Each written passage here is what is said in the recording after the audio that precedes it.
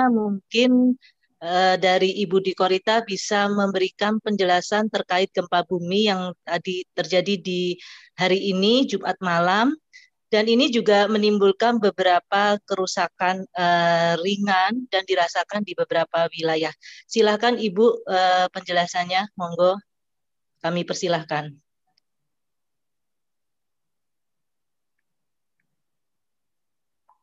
Mohon maaf Ibu, di mute Ibu. Bismillahirrahmanirrahim. Assalamualaikum warahmatullahi wabarakatuh. Bapak Ibu, rekan-rekan media yang saya hormati, serta rekan-rekan dari BMKG ataupun pihak-pihak terkait. Perlu kami sampaikan bahwa pada hari Jumat, hari ini 21 Mei 2021, pukul 9 menit 23 detik waktu Indonesia bagian Barat, wilayah Blitar, Jawa Timur, dan sekitarnya telah diguncang gempa tektonik. Hasil info pendahuluan yang disampaikan BMKG menunjukkan gempa bumi ini berkekuatan dengan magnitudo 6,2. Yang selanjutnya dimutakhirkan menjadi magnitudo 5,9. Epicenter gempa bumi terletak pada koordinat 8,63 derajat lintang selatan dan 112,34 derajat bujur timur, atau tepatnya berlokasi di laut pada jarak kurang lebih 57 km ke arah tenggara Kabupaten Blitar, Provinsi Jawa Timur, dan kedalaman pusat gempa 110 km. Dengan memperhatikan lokasi epicenter dan kedalaman hiposenternya, gempa bumi ini dianalisis merupakan jenis gempa bumi menengah yang terjadi akibat subduksi lempeng Indo-Australia yang menunjam di bawah lempeng Eurasia. Hasil analisis BMKG menunjukkan bahwa gempa bumi tersebut memiliki mekanisme sesar naik kombinasi geser atau oblique thrust fault. Guncangan gempa bumi dirasakan di Blitar dengan intensitas 5 mmi, atau getaran gempa dirasakan oleh hampir semua penduduk atau orang banyak kaget terbangun, gerabah pecah, barang-barang terpelanting, tiang-tiang dan barang besar tampak bergoyang. Apabila bandul lonceng bergerak akan berhenti sejenak. Kemudian juga dirasakan di Karangkates, Sawahan, Nganjuk, Lumajang, Tulung Agung, Malang dengan intensitas 4 mmi, yang artinya dirasakan oleh banyak orang di dalam rumah. Dirasakan pula di Madiun, Banyuwangi, Pasuruan, Ponorogo, Mataram, Trenggalek, Pacitan, Bantul, Sleman, Kulon Progo, kemudian juga dirasakan sampai ke Kuta, Denpasar, Gianyar, Lombok Barat, kemudian juga di Tabanan dan Jembrana dengan intensitas 3 mmi, yang artinya getaran dirasakan nyata dalam rumah, atau terasa seakan-akan getaran truk yang berlalu. Selain itu, getaran juga dirasakan di Mojokerto, Sidoarjo, Kediri, Magelang, Cilacap, Pasuruan, Wonogiri, Klaten, Lombok Tengah, Surabaya, Purworejo, Karangasem dengan intensitas 2 mmi atau getaran dirasakan oleh beberapa orang, benda-benda ringan yang digantung bergoyang. Hingga saat ini sudah ada laporan dampak kerusakan yang ditimbulkan akibat gempa bumi tersebut. Berdasarkan data sementara, tercatat terjadi kerusakan ringan pada beberapa bangunan, fasilitas umum, dan rumah warga. Itu informasi sementara.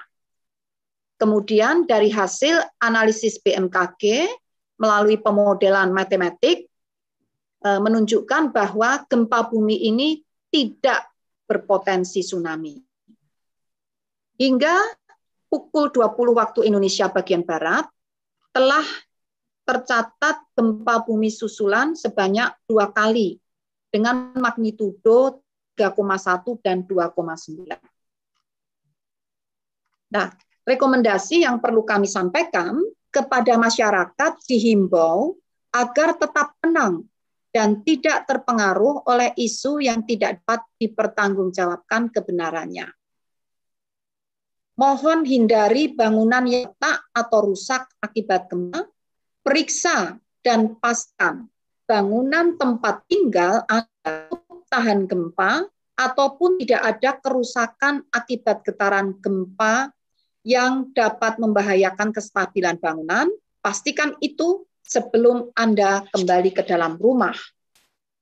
Kemudian juga pastikan informasi resmi hanya bersumber dari BMKG yang disebarkan melalui kanal komunikasi resmi yang telah terverifikasi, yaitu melalui Instagram dan Twitter @infobmkg atau melalui website www.bmkg.go.id atau Inateus BMKG.go.id ataupun melalui mobile apps WRS-BMKG atau mobile apps Info BMKG. Untuk selanjutnya, saya mohon Bapak Kapus bisa menayangkan berapa kali kejadian gempa bumi telah terjadi di Jawa Timur atau bahkan di sekitar pusat gempa saat ini. Mohon Bapak bisa menayangkan dan berapa kali peningkatan kejadian gempa-gempa di selatan Pulau Jawa. Saya persilahkan Bapak. Baik Bu, mohon untuk bisa saya share. Ya, silakan.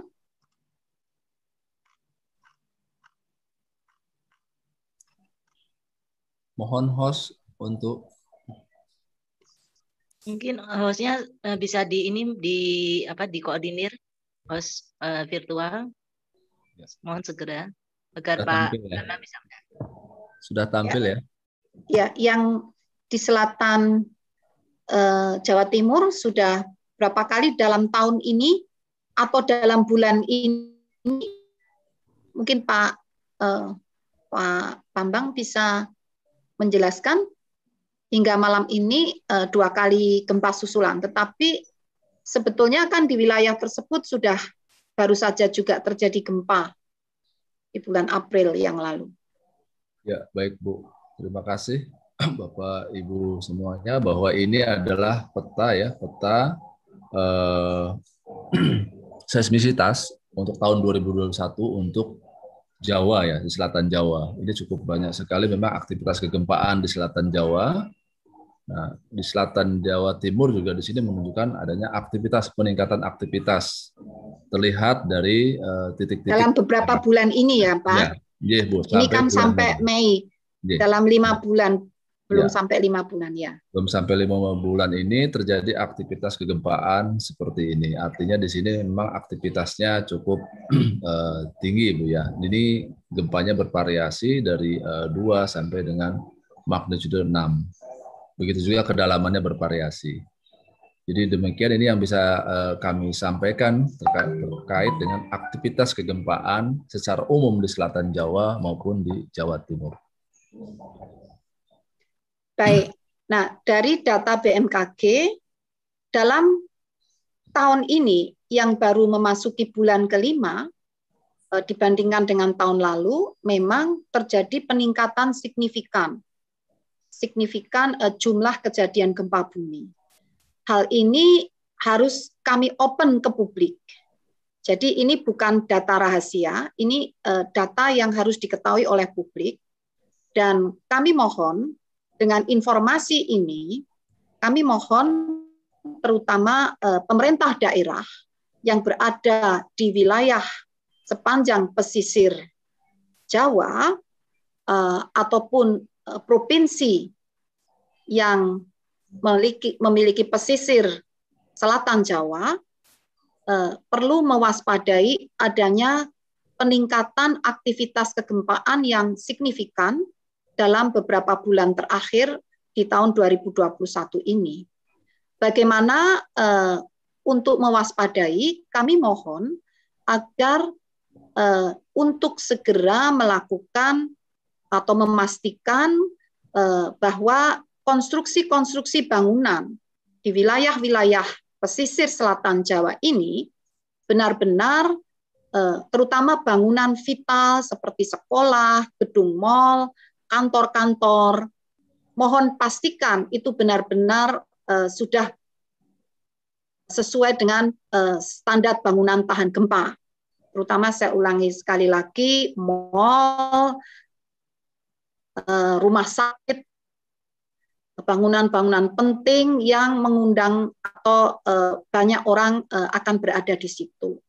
Nah, kenapa demikian? Untuk antisipasi adanya peningkatan kejadian gempa bumi yang menurut sejarah kegempaan dengan kekuatan bisa melampaui 6 dan dapat berpotensi tsunami. Kita tidak bisa memastikan apakah itu akan terjadi. Tetapi dari pelajaran masa lalu, dari sejarah kegempaan, memang sudah terjadi beberapa kali dan mohon berkenan untuk mewaspadai dalam arti tidak panik. Justru kalau tahu harusnya tidak panik, tetapi segera menyiapkan bangunan yang cukup kuat tersebut, mengingat juga potensi tsunami dapat terjadi, dan kami baru saja menyelesaikan survei di sepanjang pesisir Jawa, ternyata jalur-jalur evakuasi tsunami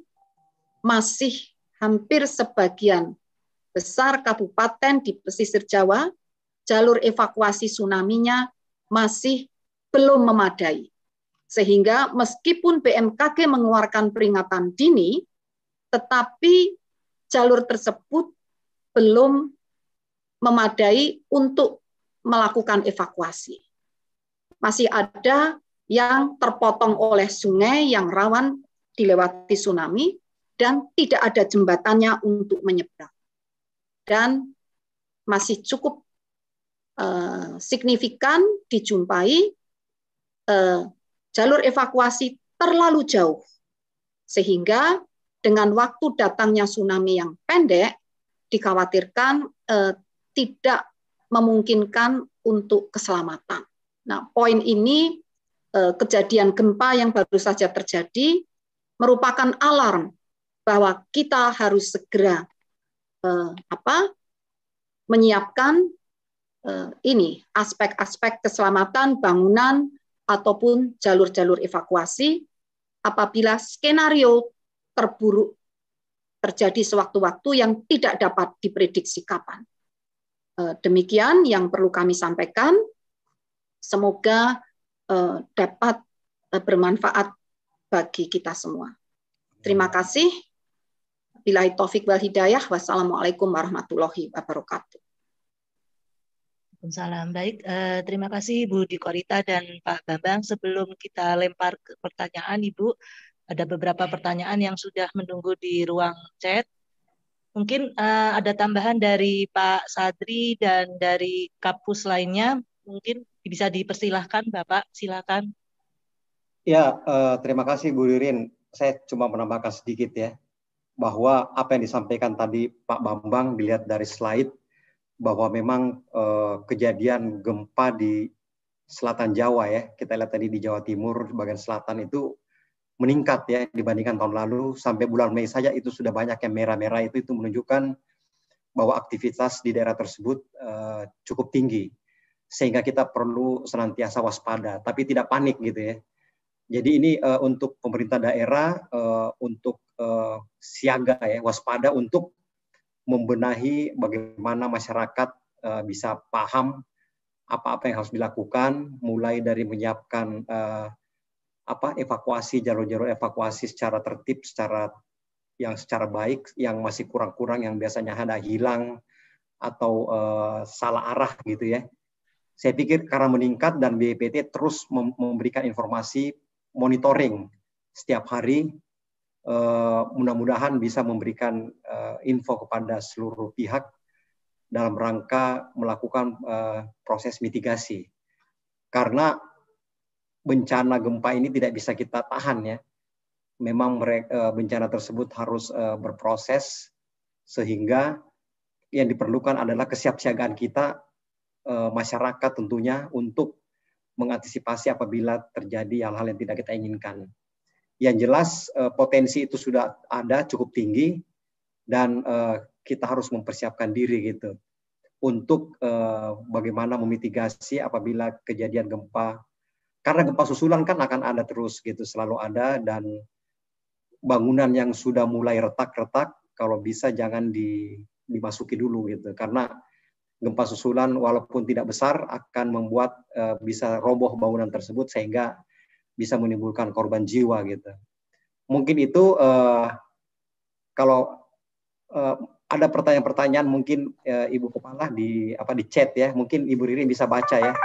Demikian, terima kasih Pak Bambang. Ada beberapa pertanyaan yang sudah menunggu di ruangan chat, mungkin saya bacakan ya. Pak Bambang, mohon maaf Pak Bambang, barangkali akan menambahkan, maaf itu. Baik, Ibu. Ya tadi apa yang sudah disampaikan oleh Ibu Kepala bahwa gempa bumi yang barusan terjadi dengan adanya gempa susulan sebanyak 2 kali, walaupun gempa susulannya relatif kecil ya, namun juga ini harus diperhatikan bagi masyarakat bila bangunan-bangunannya yang tadi sudah disampaikan oleh Pak Deputi sudah mengalami kerusakan atau strukturnya yang sudah mengalami penurunan kekuatan, apalagi yang sebelumnya tanggal 10 April yang lalu juga sudah diguncang oleh gempa ya. Ini untuk dilihat kembali apakah struktur bangunannya itu cukup kuat atau tidak. Nah, ini sangat penting karena jangan sampai nanti ada timbul korban. Dan aktivitas kegempaan memang di selatan Malang ini semenjak tanggal 10 hingga sekarang dengan adanya gempa-gempa di sini, artinya di sini ada peningkatan kegempaan dengan adanya gempa-gempa susulan tersebut. Namun tidak perlu menjadi panik, yang penting kita selalu waspada ya, memperhatikan informasi dari BMKG dan juga bagaimana langkah-langkah dalam melakukan evakuasi mandiri apabila terjadi gempa yang besar yang berpotensi tsunami. Saya kira itu Ibu Kepala yang bisa saya sampaikan. Terima kasih.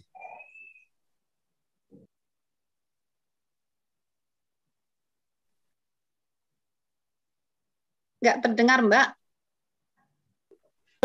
Saya bacakan beberapa pertanyaan, Bu. Nanti mungkin bisa satu pertanyaan langsung dijawab, nanti satu pertanyaan langsung dijawab. Silakan. Jadi ini dari Mas Taufik dari Jawa Pos. Beliau menanyakan kenapa kedalamannya itu sangat dalam, tidak dangkal, tetapi cukup dirasakan hingga 5 mmi. Dan ini menurutnya ini jarang terjadi. Kenapa hal ini bisa terjadi? Mungkin bisa ada penjelasan dari Ibu, Pak Bambang ataupun Pak Sadri. Ya, saya persilakan Pak Bambang. Baik, ya, jadi gempa yang diakibatkan atau dampak gempa yang diakibatkan di suatu permukaan itu juga sangat dipengaruhi oleh kondisi geologi setempat. Ya, apabila di wilayah tersebut memiliki sedimen yang cukup tebal, ya, maka itu akan teramplifikasi getarannya sehingga dapat dirasakan getaran jauh lebih kuat gitu ya. Jadi apalagi dengan gempa yang sekarang spektrumnya cukup luas, artinya di sini menunjukkan bahwa memang gempa ini adalah gempa menengah karena kedalamannya 110 km. Karena sampai ke Bali, Sumba juga dirasakan gempa tersebut. Jadi sekali lagi sangat dipengaruhi oleh kondisi geologis setempat. Mungkin itu yang bisa saya jawab secara singkat. Terima kasih. Ya. Jadi kondisi geologis tempat serta kedalaman juga ya Pak ya. Ya, baik. Yang semakin dalam nampaknya spektrumnya semakin luas. Ya. Demikian Mbak jawabannya. Ada lagi Ibu beberapa pertanyaan. Mohon perkenannya Bapak dan Ibu untuk menjawab. Ini ada pertanyaan dari Mbak Dewi, salah satu dari stasiun televisi, mengapa magnitud gempa itu selalu dimutakhirkan dan kenapa lebih kecil alasannya? Mungkin yang tempo lalu sudah dijelaskan dan ini lebih ingin paham lagi Ibu. Mungkin Baik. bisa dijelaskan Ibu. Ya. Sebelum menjawab itu, saya akan sedikit menambahkan pertanyaan sebelumnya yang dikatakan tergantung kondisi geologi itu artinya juga kondisi tanah atau batuan setempat. Jadi wilayah-wilayah yang tadi dikatakan mengalami intensitas guncangan yang cukup tinggi tadi sampai berapa ya? Sampai 4. 5 sampai 5. Itu juga akibat dari kondisi sedimen lepas, apalagi semakin tebal. Nah, ini akan terjadi amplifikasi atau penguatan getaran yang kalau melewati batuan yang padat, keras, getaran itu akan cenderung teredam. Tapi begitu masuk ke sedimen yang lepas, apalagi tebal, ini akan mengalami penguatan getarannya meskipun jaraknya semakin jauh, getarannya bisa menjadi lebih kuat karena kondisi sedimennya lepas sehingga getaran itu akan semakin tinggi gelombang getarnya, begitu. Nah, kemudian yang pertanyaan kenapa selalu dimutakhirkan? Nah, setiap negara memiliki kebijakan yang berbeda-beda untuk mengumumkan besarnya magnitudo gempa. Sebetulnya bisa saja tidak dimutakhirkan, ya, atau langsung saja ke 5,9 itu bisa.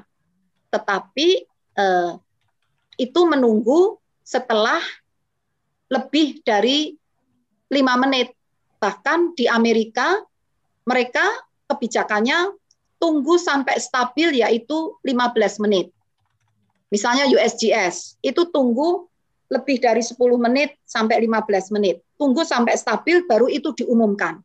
Tidak apa-apa, tidak salah itu tunggu stabilnya. Yang penting akurasi, akurat stabil menit ke 10 atau ke 15. Jerman juga sama, seperti itu di GFZ ya. Tetapi di GMA, Japan Meteorological Agency, itu tidak menunggu sampai stabil. Polisinya menit ketiga stabil tidak stabil harus diumumkan. Dan menit ketiga itu belum stabil. Di negara manapun belum stabil menit ketiga. Makanya Amerika tidak mau mengumumkan di menit ketiga karena itu belum akurat. Kenapa demikian? Akurasi itu tergantung banyaknya data yang masuk dari sensor-sensor gempa. Semakin lama menunggu, semakin banyak data yang masuk, dan semakin akurat perhitungannya. Nah, Jepang beda dengan Jerman dan Amerika, karena Jepang dituntut memberikan peringatan dini tsunami berdasarkan magnitudo gempa bumi. Di Amerika dan Jerman, USGS tidak bertugas memberikan peringatan dini tsunami, hanya info gempa bumi. Jadi mau diumumkan 10 menit, 15 menit, tidak ada masalah. Jerman juga tidak memberikan peringatan dini tsunami. Kalau di Jepang, mengikuti seperti Amerika, menunggu stabil 15 menit, baru mengumumkan tsunami, nah, tsunami-nya sudah datang duluan. Itu. Jadi inilah wisdom. Bukan persoalan perhitungan akurat, tetapi wisdom-nya, demi akurasi tunggu 15 menit, tsunami bisa datang menit ketiga, bisa datang menit kelima. Sehingga negara-negara yang tugasnya tidak hanya mengumumkan gempa bumi, info gempa bumi, tetapi juga bertugas memberikan peringatan dini, tsunami, itu mengambil wisdom pada menit. Kalau Jepang ini bebas, Setiap negara bisa menentukan menit keberapa. Ini ada keleluasaan. Tetapi yang penting sedapat mungkin jumlah korban akan ditekan. Jepang memutuskan menit ketiga. Indonesia memutuskan awalnya menit kelima. Saat tsunami Palu itu menit kelima. Tetapi mulai tahun 2019 kita pada menit ketiga sampai kelima 2019. Nah, 2021 ini menit ketiga sampai keempat. Alasannya apa? Karena apabila ternyata berpotensi tsunami, pada menit ketiga sudah diumumkan, dan waktu yang tersisa, golden time untuk menyelamatkan diri dari tsunami, tsunami itu bisa datang pada menit kurang dari 5 menit, bisa pada menit ke-20, menit ke-60, bisa. Tetapi lebih cepat, tentunya golden time-nya makin panjang, dan kesempatan untuk penyelamatan diri akan lebih lama. Nah, jadi itulah alasannya kenapa Indonesia, Jepang, Australia, India mengeluarkan peringatan dini pada menit sedini mungkin. Itu ya. Meskipun Australia lebih lama dari kita ya Pak. Berapa menit keberapa Australia Pak? Tidak menit ketiga kan, yang ketiga itu kan hanya Jepang dan Indonesia 3 sampai 4. Australia itu lebih dari 3 menit. India pun juga lebih dari 3 menit. Itu. Jadi itulah alasannya, artinya kecepatan itu harus diutamakan demi keselamatan jiwa. Dan selisih akurasi 0,3 itu tidak ada bedanya. 0,3, katakan ini kan 6,2 menjadi 0,9.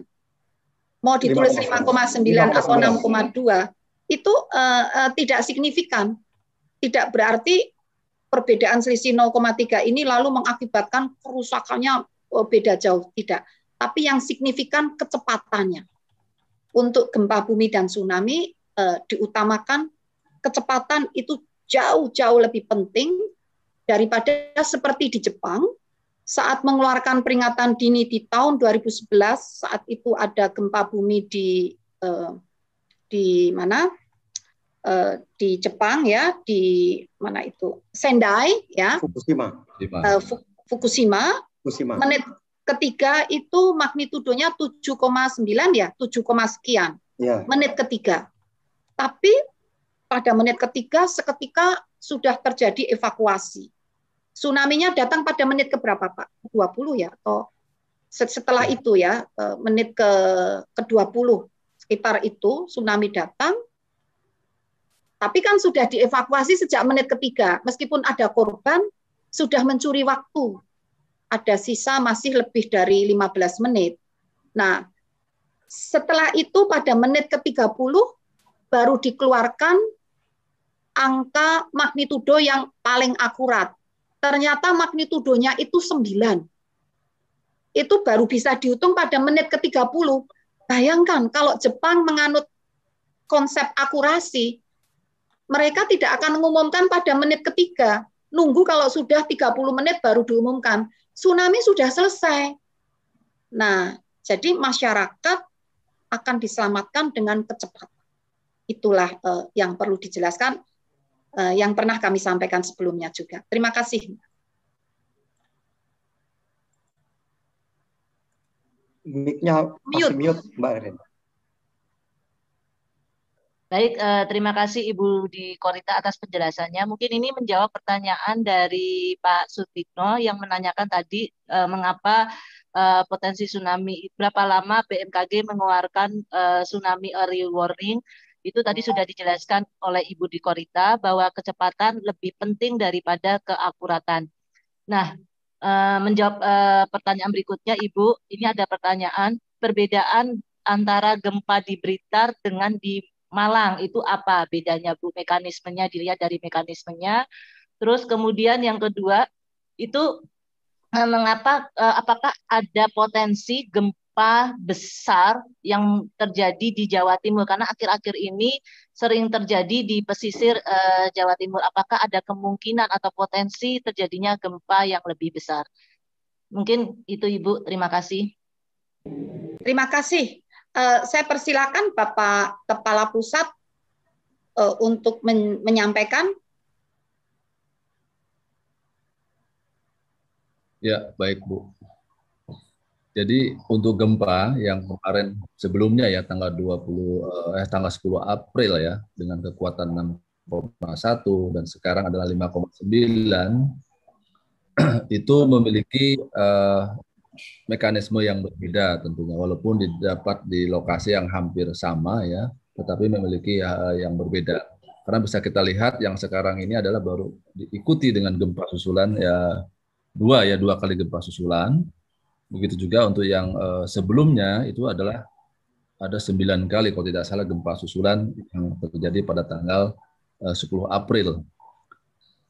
Dan kedalamannya juga sedikit berbeda sehingga di situ diindikasikan bahwa memiliki gempa yang tidak sama atau jenis gempanya berbeda. Jadi seperti itu yang bisa saya sampaikan. Mudah-mudahan bisa menjadi pengetahuan bagi Bapak semuanya. Terima kasih. Mohon potensi gempa besar, Pak. Oh ya, potensi gempa besar sampai saat ini kita kan belum bisa memastikan ya kapan itu gempa akan terjadi. Sampai saat ini belum ada teknologi yang bisa memastikan atau memprediksi kapan itu gempa terjadi. Namun kita bisa mengetahui di mana sih pusat-pusat gempa itu berada. Dari mana kita bisa tahu? Pertama adalah kita punya jaringan seismograf dan kita bisa memonitor aktivitas kegempaan itu prosesnya ada di mana saja. Nah, di selatan Jawa itu adalah zona subduksi, artinya di situ bisa kita lihat memang terjadi aktivitas kegempaan berada di sekitar zona subduksi. Jadi itu yang bisa saya sampaikan. Jadi sampai saat ini sekali lagi bahwa untuk memprediksi gempa sampai saat ini belum bisa dipastikan. Namun kita bisa mengetahui di mana saja itu gempa berada. Nah, itu adalah biasanya di zona-zona subduksi, pertemuan antar lempeng. Dan juga di sesar-sesar lokal yang diakibatkan dari itu. Terima kasih. Iya, maaf Ibu. Maaf Mbak. Bapak bisa menyampaikan juga sejarah kegempaan yang pernah terjadi di sana, tertinggi magnitudonya berapa Pak? Itu bisa disampaikan. Saya persilakan.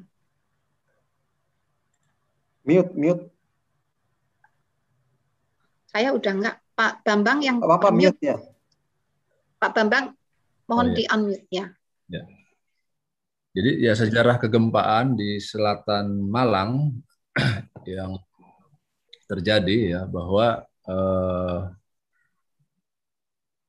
seperti pernah terjadi pada tahun 94 atau tidak salah, yaitu adalah pernah terjadi tsunami ya di selatan Banyuwangi. Itu dengan kekuatan sekitar 7, berapa gitu ya. Artinya di sini dari sejarah kegempaan itu bisa kita lihat bahwa di selatan Jawa umumnya beberapa terjadi tsunami ya dari historis bahkan sejarah mengatakan pernah terjadi beberapa kali kejadian tsunami. Namun itu semua bisa kita antisipasi yang sudah disampaikan Ibu Kepala, bagaimana kita membuat peta jalur-jalur evakuasi yang dimungkinkan di setiap wilayah yang berpotensi tsunami tersebut. Nah, ini yang menjadi perhatian adalah peta-peta tersebut atau jalur evakuasi yang sekarang mungkin sudah ada atau rambu-rambu yang sudah ada, ini terkadang hilang. Atau misalnya tadinya arahnya kemana dialihkan dibelokkan arahnya. Ini mungkin perlu ada kesadaran juga dari masyarakat bahwa pentingnya rambu-rambu tersebut jangan sampai nanti dengan sengaja atau mungkin dirubah ya arah tersebut. Ini sangat berbahaya bagi keselamatan kita semua tentunya. Dan ini dimohon kesadaran juga bagi pada masyarakat jangan mengubah jalur-jalur evakuasi yang bila sudah dibuat, apalagi yang belum dilakukan, maka untuk segera membuat jalur-jalur evakuasi tersebut. Mungkin itu Bu yang bisa saya tambahkan. Baik, Mbak Ririn, sebentar Mbak. Jadi dalam konsep mitigasi bencana, kita perlu menyiapkan untuk skenario terburuk dalam konsep mitigasi bencana. Dan skenario terburuk yang pernah dilakukan studi oleh Pusat Studi Gempa Nasional, magnitudo di Jawa Timur berapa Pak? Terbesar? 8,7. Itu worst skenario 8,7. Ya, itu berdasarkan kejadian yang pernah terjadi di masa lalu. Nah, sehingga itulah yang menjadi pegangan kalau meskipun itu belum tentu terjadi lagi. Namanya mitigasi itu berdasarkan skenario. Seandainya terburuk, apa yang harus dilakukan? Oleh karena itu, kita perlu mengantisipasi dengan tetap menyiapkan sarana prasarana maupun masyarakat yang mampu melakukan pertolongan mandiri atau evakuasi mandiri apabila terjadi gempa bumi ataupun tsunami, tetapi difasilitasi. Misalnya difasilitasi jalur evakuasinya, difasilitasi sarana prasarananya. Kalau ada sungai mau evakuasi ya difasilitasi ada jembatan untuk menyeberanginya, ataupun ada tempat yang cukup aman ketinggiannya dalam jarak yang tidak terlalu jauh agar bisa untuk penyelamatan diri, ataupun difasilitasi bagaimana untuk menahan gelombang tsunami, misalnya vegetasi dan kelengkapan lainnya. Nah, poin inilah yang perlu kami sampaikan kepada pemerintah daerah untuk segera menyiapkan hal tersebut. Meskipun latihan-latihan baik mandiri ataupun geladi juga harus tetap dilakukan. Nah, kemudian mungkin bisa ditayangkan ini sejak tahun 1896 Malang dan sekitarnya itu sudah mengalami 9 kali kejadian gempa bumi. Nah, ini kita lihat yang 9 kali, kita lihat ini listnya, kalau dalam list ini 12 kali, di antara 12 yang destruktif itu yang yang merusak itu 9 kali, artinya sisanya tidak merusak. Nah, ini datanya ada, data inilah yang artinya kita harus memperhatikan data yang sudah ada ini. Terlihat tahun 2021 April sudah terjadi tanggal 10, Mei tanggal 21. Sebelumnya 2016 itu. Dan paling awal adalah tahun 1896 dengan kekuatan tertinggi, intensitas tertinggi yaitu skala 7 MMI. Dan saya melihat pada chatting itu ada yang menanyakan, tadi dikatakan ada peningkatan signifikan kejadian gempa bumi di tahun 2021 mulai Januari sampai Mei. Nah, ini kita lihat data BMKG mulai Januari hingga Mei, BMKG telah kejadian gempa bumi sebanyak 1.315 kali. Itu dalam sekitar 5 bulan. Jadi rata-rata kurang lebihnya bulan lebih dari 500 kali itu. Nah, dan angka ini melampaui rata-rata bulanan tahun lalu itu setiap bulan antara 300 sampai 400 kali tahun lalu. Saat ini melampaui 500 kali. Nah, maksudnya apa? Tidak untuk membuat panik, jangan khawatir. Kalau kita tahu, artinya kita mulai bebenah, menyiapkan bangunan-bangunan rumah kita ini agar sedapat mungkin sudah cukup tahan terhadap gempa bumi. Demikian, Mbak. Saya rasa tambahnya hanya itu. Terima kasih. Mungkin satu pertanyaan lagi, karena tadi terkait data 5 bulan terakhir gempa yang ditanyakan oleh Mbak Eli di ruang chat, itu sudah terjawab oleh Bu Dikorita. Ya. Mungkin satu pertanyaan lagi dari Brawijaya, Ibu, Studi Pusat Kebumian, kalau tidak salah, itu menanyakan kenapa kok gempa di darat itu lebih dampaknya itu lebih besar daripada di laut, Ibu. Mungkin butuh penjelasan, Ibu. Terima kasih.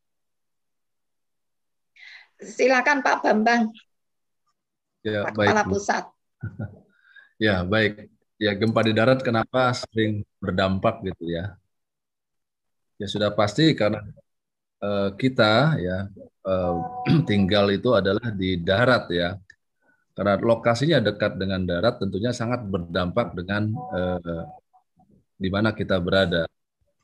Beda dibandingkan dengan gempa yang berada di laut. Artinya di sini sumber gempanya juga berada jauh dari daratan. Jadi sangat jelas di sini apabila gempa yang berada di darat sangat berdampak kepada kita yang berada di darat ini. Mungkin itu yang bisa saya sampaikan. Ya, jadi terima kasih Pak Bambang. Pada prinsipnya dampak kerusakan itu, tadi pertanyaannya dampak kerusakan ya? Ya. Maaf Mbak, maaf. Dampak kerusakannya Ibu. Pertanyaannya itu kan? Iya, betul. Iya, jadi dampak gempa bumi berupa kerusakan bangunan itu tidak semata-mata dipengaruhi oleh posisinya di darat atau di laut. Itu banyak faktor yang mengontrol ya. Memang antara lain jarak ya. Jarak, kalau semakin jauh jaraknya tentunya bisa dampaknya menjadi berkurang, tetapi belum tentu karena juga dipengaruhi oleh kondisi setempat. Apakah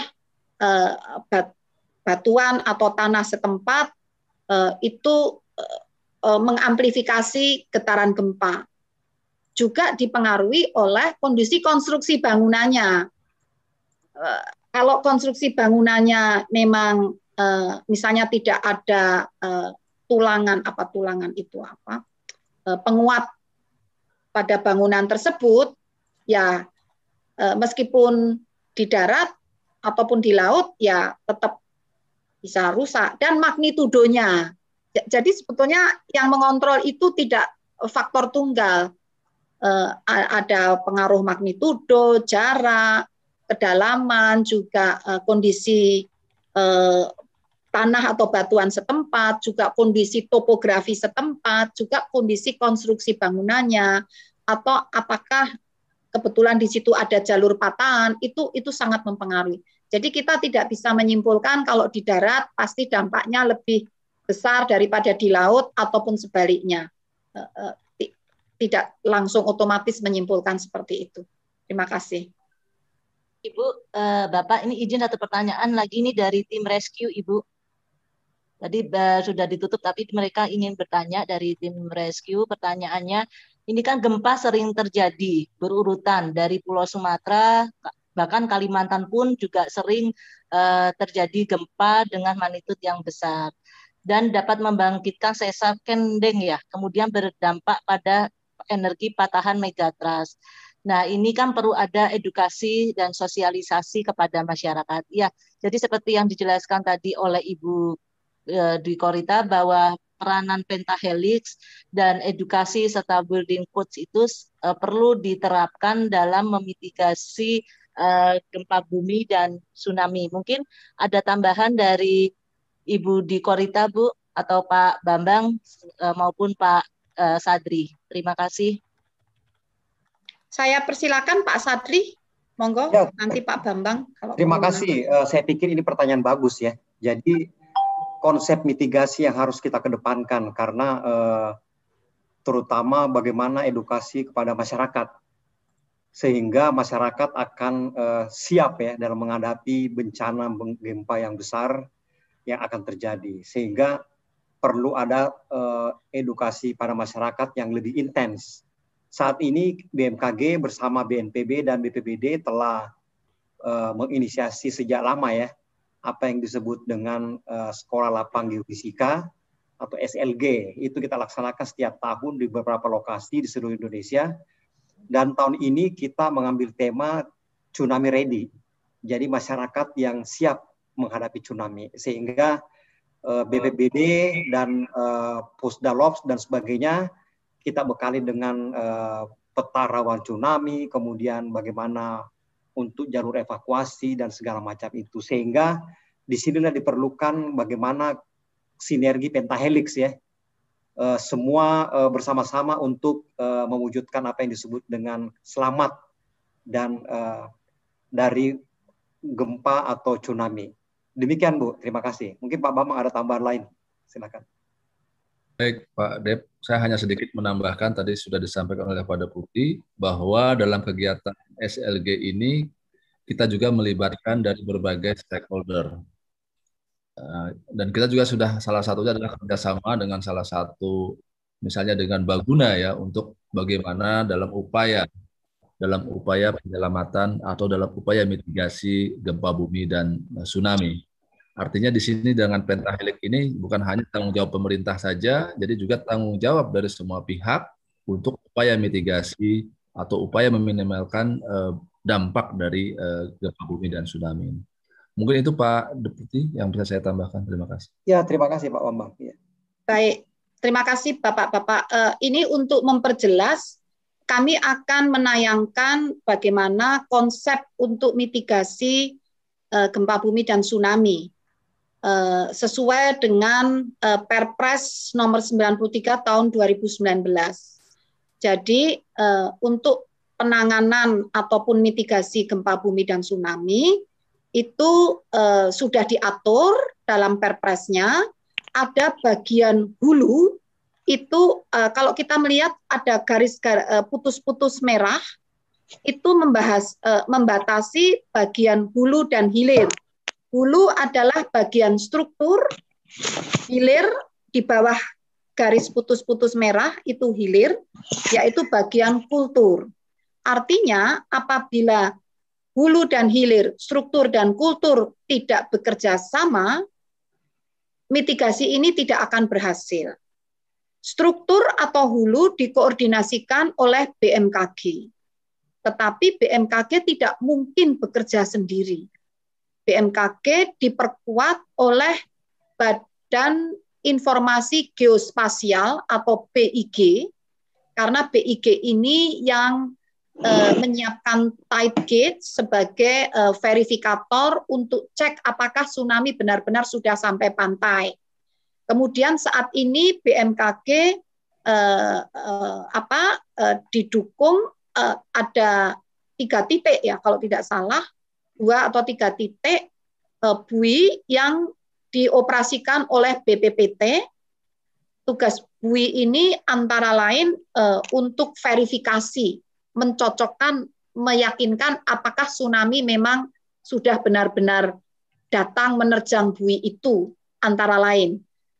Dalam beberapa tahun ke depan, kita targetkan 2023, buoy ini sudah dilengkapi dengan sensor dasar laut, ya. Saat ini sedang disiapkan BPPT, sensor dasar laut, bahkan juga disiapkan kabel dasar laut yang dilengkapi sensor untuk mendeteksi dini peningkatan hidrostatis, tekanan air, tekanan hidrostatis di dasar laut sebagai indikator dini untuk mendeteksi tsunami yang tidak dibangkitkan oleh gempa tektonik. Jadi tsunami karena non tektonik itu. Nah, itu di bagian hulu juga sedang disiapkan oleh Pusat Vulkanologi dan Mitigasi Bencana Geologi, sedang menyiapkan integrasi data gunung api yang ada di laut karena dapat memicu terjadinya tsunami juga.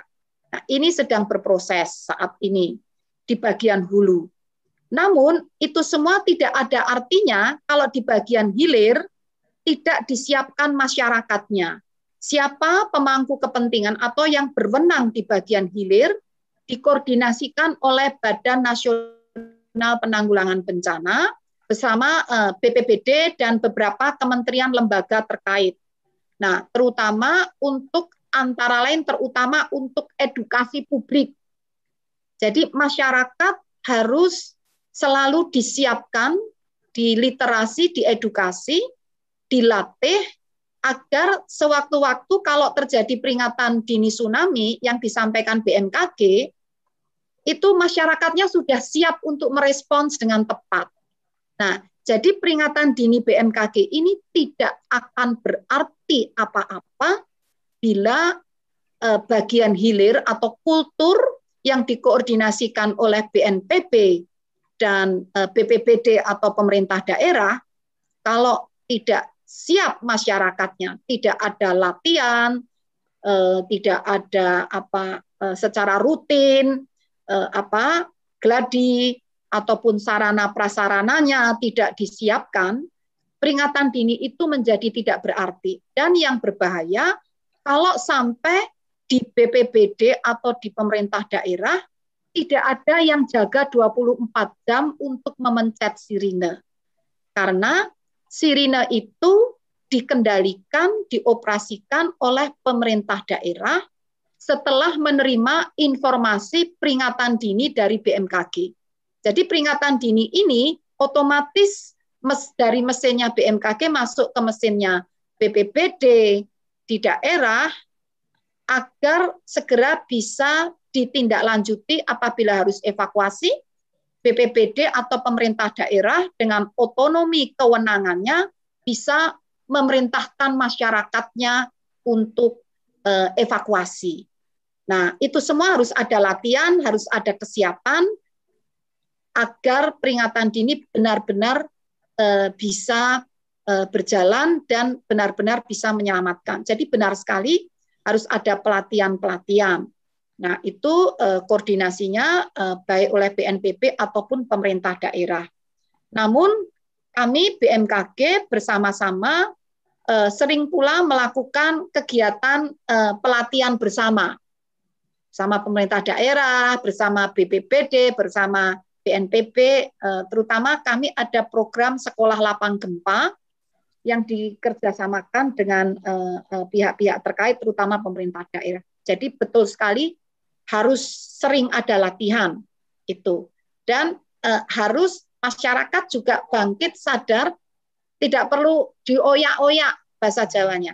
Ayo latihan tidak perlu, ya sadar sendiri kita latihan, kita saling mengingatkan, bekerja sama. Itulah yang disebut pentahelix, ada dari pemerintah pusat, pemerintah daerah, ada dari masyarakat, inisiatif mandiri, ada dari LSM, lalu juga ada dari akademisi, perguruan tinggi, ada dari media, dan juga ada dari pihak swasta yang misalnya di kawasan industri, kawasan perhotelan seperti di Bali, pihak swastanya sudah aktif melakukan sertifikasi terhadap hotel-hotel di sepanjang pantai, bahwa kalau sudah tersertifikasi berarti sudah siap untuk menyelamatkan penghuninya atau warga sekitarnya dari tsunami, dari gempa dan tsunami. Jadi demikian yang dapat disampaikan. Terima kasih atas pertanyaan dan perhatian yang diberikan. Terima kasih Ibu Kepala Badan, Bu Dikorita Karnawati, Pak Sadri, Deputi Geofisika, dan Pak Bambang selaku Kepala Pusat Gempa Bumi dan Tsunami atas penjelasannya yang cukup komprehensif, Bu, yang bisa mewakili pertanyaan-pertanyaan dari rekan-rekan media dan teman-teman dari Universitas Akademika, serta dari para organisasi rescue, baik itu dari Malang, Surabaya, dan lain-lain, Ibu. Dari pernyataan Bu KB mungkin bisa dijadikan himbauan kepada masyarakat, pernyataan tadi Bu KB, dan ini perlu dilakukan oleh media juga sebagai salah satu mata rantai bencana, karena kita tidak ada apa-apanya, peringatan dini kita tidak berguna jika tidak ada peran aktif baik dari masyarakat maupun instansi terkait maupun juga dari media massa. Dan kami juga ingin menginfokan Ibu, Bapak, izin bahwa tanggal 26 Mei itu seperti yang sudah kami sebarkan rilisnya, itu akan terjadi super blood moon, gerhana bulan total. Maka ini perlu, kalau bagi rekan-rekan media yang ingin meliput, silakan untuk mendatangi lokasi-lokasi pengamatan. Mungkin itu Bu yang kami sampaikan. Sekali lagi kami mengucapkan banyak terima kasih kepada rekan-rekan media dan para instansi terkait seperti BBBD, tim rescue yang sudah hadir di ruangan virtual ini. Dan izin Bu, sudah ada 60 peserta yang tadi mengikuti jumpa pers hari ini. Ya, terima kasih teman-teman. Terima kasih. Dijaga kondisi, selamat beraktivitas untuk besok pagi. Terima kasih. Terima kasih. Assalamualaikum warahmatullahi wabarakatuh. Ya, assalamualaikum. Waalaikumsalam. Ya, Bu, terima kasih. Terima kasih. Terima kasih Pak Bambang, Pak Sadri. Terima kasih Bu Ririn. Ya. Terima kasih semua teman-teman media. Assalamualaikum. Terima kasih Bu Ririn. Ya, terima kasih. Terima kasih banyak Bu. Salam kemanusiaan. Ya, terima kasih teman-teman. Ayo. Banyak Bu Ririn. Salam tangguh dari Malang. Ya, salam tangguh dari pusat.